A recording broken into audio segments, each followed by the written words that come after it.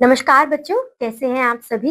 आशा करती हूँ कि आप सभी बच्चे बहुत अच्छे होंगे और आपने अपने प्रीवियस चैप्टर का रिवीजन भी किया होगा जहां तक हमने पढ़ा था। तो आई होप सो कि आपको अब ट्रांसपोर्टेशन में कोई भी कंफ्यूजन नहीं होगी। और आज हम स्टार्ट करने वाले हैं उत्सर्जन तंत्र यानी कि द एक्सक्रीटरी सिस्टम। तो चलिए शुरू करते हैं। विभिन्न जैविक क्रियाओं जैसे कोशिकीय श्वसन आदि के द्वारा हमारे शरीर में बहुत सी रासायनिक अभिक्रियाएं होती हैं। इन्हीं को उपापचय के नाम से जाना जाता है। उपापचय का मतलब उपचय होता है डाइजेशन, ठीक है। यहाँ पर इन रासायनिक अभिक्रियाओं में कार्बन डाइऑक्साइड, जल, लवण, यूरिया व यूरिक अम्ल जैसे कई प्रकार के अपशिष्ट पदार्थ उत्पन्न होते हैं। ऐसे अपशिष्ट पदार्थों के शरीर में अधिक मात्रा में समाहित रहने से स्वास्थ्य संबंधी समस्याएं पैदा हो सकती हैं। इस प्रकार सजीव प्राणियों के शरीर से अपशिष्ट पदार्थों को त्यागने की प्रक्रिया उत्सर्जन कहलाती है। इस अपशिष्ट को उत्सर्जित अंगों द्वारा बाहर निकाला जाता है। यानी कि सिंपल सी बात बच्चों यहाँ पर क्या है कि आप दिन में बहुत कुछ खाते होंगे, राइट, लेकिन हर एक चीज में जो आपके लिए वैल्यूएबल चीजें हैं उसका जो अमाउंट है आपकी बॉडी सिर्फ उसे ही कंज्यूम करती है और जो अमाउंट आपके लिए यूजेबल नहीं है उसे एज अ वेस्ट आपकी बॉडी से बाहर निकाल दिया जाता है। तो ये जो मेन प्रोसेस होती है इसे ही हम कहते हैं एक्सक्रीटरी सिस्टम। अब देखिए प्रोसेस तो सिर्फ एक्सक्रीटरी है, लेकिन यहाँ पे सिस्टम वर्ड यूज किया गया है। इसका मतलब क्या है कि आपकी बॉडी के बहुत सारे ऐसे ऑर्गन्स हैं जो कि इस काम को करने में हेल्प कर रहे हैं। तो चलिए अब आगे बढ़ते हैं।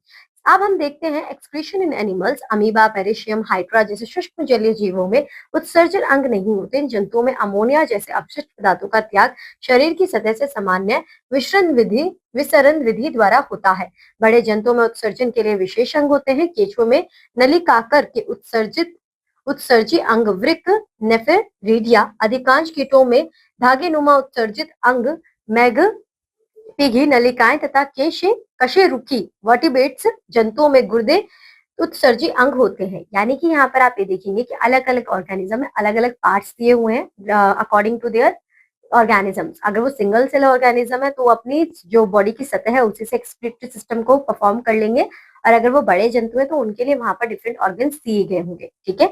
अब बात करते हैं मुख्यतः बाहर किए जाने वाले उत्सर्जी पदार्थ इस प्रकार है। तो आपकी बॉडी से बाहर क्या निकाला जा रहा है?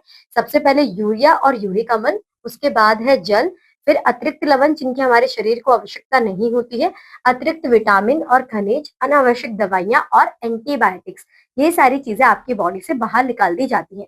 आपने जनरली एक चीज नोटिस करी होगी कि अगर आपने कुछ गलत खा लिया है और आपकी बॉडी उसे एक्सेप्ट नहीं कर रही है, उसे डाइजेस्ट नहीं करे, तो वो डाइजेशन प्रोसेस को कंप्लीट करने भी नहीं जाती है। वो ये भी नहीं देखती है कि इसमें से कुछ इंपॉर्टेंट है या कुछ इंपॉर्टेंट नहीं है। वो सीधा आपको क्या कराती है? वॉमिट करा देती है। वॉमिट कराने की प्रक्रिया में क्या हो रहा है कि आपका स्टमक ही उसे नहीं झेल पा रहा। वो कह रहा है कि ये आगे प्रोसीड ही नहीं करेगी, स्मॉल इंटेस्टाइन लार्ज इंटेस्टाइन में तो बाद में जाएगी, आप इसे बाहर निकालिए। और तब आपको वोमिटिंग होती है और आपका जो भी वो प्रोडक्ट है जो कि आपकी बॉडी ने एक्सेप्ट नहीं किया वो एज अ वोमिटिंग आपकी बॉडी से बाहर निकल जाता है।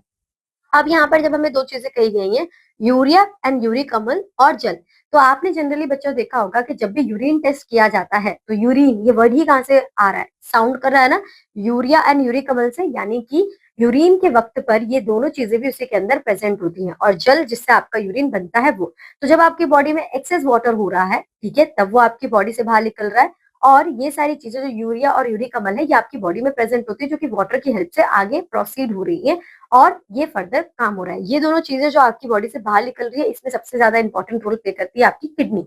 तो जनरली कहा जाता है कि अगर आपकी किडनी ठीक नहीं होगी, अगर आपकी किडनी खराब हो जाती है तो जो फिल्ट्रेशन होगा आपकी बॉडी का वो सही से नहीं हो पाएगा। फिल्ट्रेशन इन द सेंस कि जैसे कि आप चाय छानते हैं तो आप क्या देखते हैं कि पत्ती पत्ती ऊपर रह जाती है और जो चाय है आपकी वो नीचे आ जाती है। इसी तरीके से हमारी बॉडी में जो इंपॉर्टेंट चीजें वो छन के हमारी बॉडी में आ जाती है और जो वेस्ट है वो ऊपर ऊपर रह के हमारी बॉडी से बाहर निकल जाती है। तो जितना हमारी बॉडी में अच्छा सामान रहेगा उतनी अच्छी तरीके से हमारी बॉडी रहेगी, जितना ज्यादा गंदा होगा तो उतनी हमें प्रॉब्लम्स होंगी। मनुष्य में उत्सर्जी अंग यानी कि एक्सक्रीटरी ऑर्गन्स इन ह्यूमंस। मनुष्य में उत्सर्जन मुख्यतः मूत्र तंत्र मींस यूरिनरी सिस्टम द्वारा होता है। इसमें निम्नलिखित अंग होते हैं। तो जब हम बात कर रहे हैं यूरिनरी सिस्टम की तो वहां पर हम कौन कौन से पार्ट्स देखते हैं? ये आपका आता है किडनी। किडनी में आप यहाँ पर क्या देखेंगे? किडनी को मूत्र तंत्र अधिकांश अपशिष्ट मूत्र के रूप में शरीर से निकालने के लिए उत्तरदायी होता है। मूत्र में 95% जल व 2.5% यूरिया व 2.5% अन्य अपशिष्ट पदार्थ होते हैं। इस तंत्र के मुख्य अंग गुर्दे हैं। यह कमर के ठीक ऊपर रीढ़ की हड्डी के दोनों ओर स्थित होते हैं। यानी कि क्या देखा जा रहा है कि ये आपकी रीढ़ की हड्डी के दोनों ओर प्रेजेंट है। इनका मुख्य कार्य रक्त से अपशिष्ट को छानना है। गुर्दा एक ही प्रकार का कार्य करता है। गुर्दे में कुंडली नुमा नालियां होती है जिन्हें नेफ्रॉन कहते हैं। प्रत्येक गुर्दे में करोड़ों नेफ्रॉन होते हैं। यहाँ पर बच्चों आप जब बड़ी क्लासेस में जाएंगे तो आपको ये भी चीजें समझने के लिए मिलेंगी कि हर एक सिस्टम की जो वेसल्स होती हैं, यानी कि जैसे कि बात करें डाइजेस्टिव सिस्टम की, हम बात करें सर्कुलेटरी सिस्टम की, तो नसों को हम अलग अलग नाम देते हैं। अगर हम नर्वस सिस्टम की बात करें यानी कि ब्रेन की बात करें तो हम कहते हैं ये हमारे न्यूरॉन्स है नसें ही, लेकिन वो दिमाग की है इसलिए कह रहे हैं न्यूरॉन्स। अब यहाँ पे किडनी की बात आ रही है तो यहाँ पर ये आ रही नसें ही, नलिकाएं ही आ रही है, लेकिन उन्हें हम कह रहे हैं नेफ्रॉन सिस्टम, यानी कि नेफ्रॉन्स है। ये जो नेफ्रॉन्स है यही सारा काम कर रही है आपके यूरिन को बाहर आपकी बॉडी से निकालने के लिए। यहाँ पर आपको क्या देखना है कि आपके यूरिन में 95% तो जल है और बाकी 2.5% आपका यूरिया है, और उसके साथ साथ आप देखेंगे 2.5% अदर मटेरियल है। ठीक है बच्चों, आपको ये जानकर बहुत हैरानी होगी कि सिर्फ और सिर्फ आपको ये पता भी होगा कि यूरिन टेस्ट होता है, लेकिन जनरली भी आप सिर्फ यूरिन के बेसिस पर बता सकते हैं कि आपकी बॉडी सही तरीके से काम कर रही है या फिर नहीं कर रही है, क्योंकि यूरिन का जो कलर है वो आपको बहुत सारी चीजें बता के जाता है आपकी बॉडी के बारे में। नेफ्रॉन रक्त व से अतिरिक्त जल, लवण व यूरिया को छानते हैं। शुद्ध रक्त गुर्दे में ही रह जाता है, वैसे शरीर में निरंतर घूमता रहता है। गुर्दे में एक अपशिष्ट तरल बनाता है जिसे मूत्र कहते हैं। मूत्र गुर्दों में दो नालियों से गुजरता है जिन्हें मूत्र मार्ग कहते हैं तथा यह मूत्राशय में खुलता है। मूत्राशय जब तक मूत्र मार्ग द्वारा मूत्र शरीर से निकाल नहीं जाता, मूत्र को एकत्र रखता है। मानव एक दिन में लगभग 1.5 to 2.5 लीटर मूत्र त्यागता है। शरीर को स्वस्थ रहने के लिए गुर्दे का ठीक से कार्य करना आवश्यक है। अगर ये अमाउंट आपकी बॉडी से बाहर नहीं निकल रहा है तो इसका मतलब यह है कि आपकी बॉडी में कुछ प्रॉब्लम है, आपकी किडनीज में कुछ प्रॉब्लम है। ठीक है, क्योंकि जितना ज्यादा आपकी बॉडी से वेस्ट निकले उतना ज्यादा बेहतर है। मूत्र के परीक्षण से शरीर के विभिन्न अंगों की क्रियाविधियों की जांच हो सकती है। डॉक्टर शरीर के रोगों का पता लगाने के लिए इसलिए मूत्र की जांच कराता है। यदि मूत्र में शर्करा, एंजाइम, रक्त या अन्य पदार्थों की अधिकता हो तो पता लगता है कि शरीर का कोई अंग ठीक से कार्य नहीं कर रहा है। क्योंकि आप सिंपल सी बात देखिए कि आपने पानी पिया और पानी हर एक बॉडी पार्ट में जा रहा है और फिर वो हर एक बॉडी पार्ट से आ रहा है, तो अगर जहां पे भी कमी होगी वो उसी जगह को दिखाएगा। आप डायबिटीज पेशेंट में क्या देखेंगे कि जब वो यूरिन पास आउट करते हैं तो उनके यूरिन के आसपास चींटियां इकट्ठी हो जाती है, क्योंकि क्या है उसमें ग्लूकोज का अमाउंट बड़ा आ रहा है। तो इसका मतलब क्या है कि आपके बॉडी में इंसुलिन ने सही से काम नहीं किया है, इसलिए इस तरीके की चीजें आपको देखने के लिए मिल रही है। तो सिर्फ एक बॉडी मतलब एक वेस्ट प्रोडक्ट से आपको अपनी बॉडी के बारे में बहुत कुछ जानने के लिए मिलता है। फिर हम बात करते हैं आर्टिफिशियल किडनी की। सामान्यतः मानव के शरीर में दो गुर्दे होते हैं। यदि एक गुर्दा खराब हो जाए या नष्ट हो जाए तब अन्य गुर्दा अपशिष्ट निकालने में पर्याप्त होता है, लेकिन दोनों गुर्दों के नष्ट होने पर मृत्यु हो सकती है, क्योंकि अगर फिल्ट्रेशन नहीं होगा, आपकी बॉडी से वेस्ट नहीं निकल रहा है, तो वेस्ट कहाँ पर है? आपकी बॉडी में। आपकी बॉडी खराब हो रही है। इसका कारण यह है कि गुर्दे के खराब होने पर अपशिष्ट पदार्थ रक्त में मिलने लगेगा। ऐसा व्यक्ति जीवित नहीं रह पाएगा यदि उसका रक्त समय पर कृत्रिम गुर्दे से ना छाना जाए। इस प्रक्रिया को डायलिसिस कहते हैं। आपने बहुत मर्तबा देखा होगा कि इनका तो डायलिसिस होता है।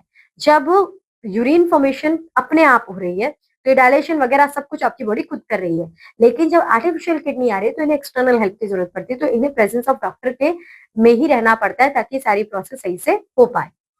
डायलिसिस में मशीन से मरीज का रक्त हाथ की धमनी से लिया जाता है जिसमें झिल्ली छलने का कार्य करती है। वह अतिरिक्त यूरिया और लवण को हटाती है और उसी बाजू की शिरा में शुद्ध रक्त डाल देती है। ठीक है, आगे चलते हैं। अब बात करते हैं हम पसीने की। तो आपकी बॉडी से जो पसीना निकल रहा है ये भी आपकी बॉडी से पानी निकाल रहा है। आप जनरली नोटिस करेंगे गर्मी के मौसम में आपको पसीना ज्यादा आता है, इसलिए आप यूरिन करने कम जाते हैं, लेकिन सर्दियों में आपकी बॉडी पसीना वेस्ट नहीं करती क्योंकि आपको गर्मी नहीं लगती। जब तक गर्मी लगेगी नहीं तो आपके स्वेट ग्लैंड्स आपके स्वेट को बाहर निकालेंगे नहीं।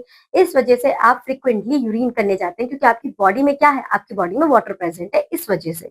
फिर बात आती है पौधों में उत्सर्जन यानी कि एक्सक्रीशन इन प्लांट्स। तो यस, पौधे भी एक्सक्रीशन करते हैं। तो जो आप औस देख रहे हैं सुबह सुबह सर्दियों में जाके या नॉर्मली भी जाके आप देख रहे हैं, वो क्या है कि प्लांट में एक्सेस वाटर हो चुका है और वो ट्रांसपिरेशन की हेल्प से उसे अपनी बॉडी से बाहर निकाल रहे हैं। और इसी के साथ बच्चों आपका ये चैप्टर यहाँ पर खत्म होता है। सो आई होप सो कि आपको हर एक चीज यहाँ पर समझ में आई होगी और आपको ये चैप्टर पढ़कर बहुत अच्छा लगा होगा। आज के लिए बस इतना ही। अब आपसे मुलाकात होगी एक अगली क्लास में एक नए चैप्टर के साथ। तब तक के लिए आपका दिन मंगलमय हो। तो बच्चों, मैं आशा करती हूँ आप लोगों को यह अध्याय नंबर 3 बहुत अच्छे से समझ में आया होगा। तो देखा आप लोगों ने हमारे कितने प्रकार के ये परिसंचरण तथा उत्सर्जन के नियम होते हैं और कितने प्रकार से ये हम सब लोग पेड़ पौधों में अलग हैं, जीव जंतुओं में अलग है और हम मनुष्यों में अलग होता है। ठीक है, तो चलिए बच्चों, अब मैं मिलती हूँ आप सभी लोगों से हमारे अन्य विज्ञान की कक्षा में अगले अध्याय के साथ।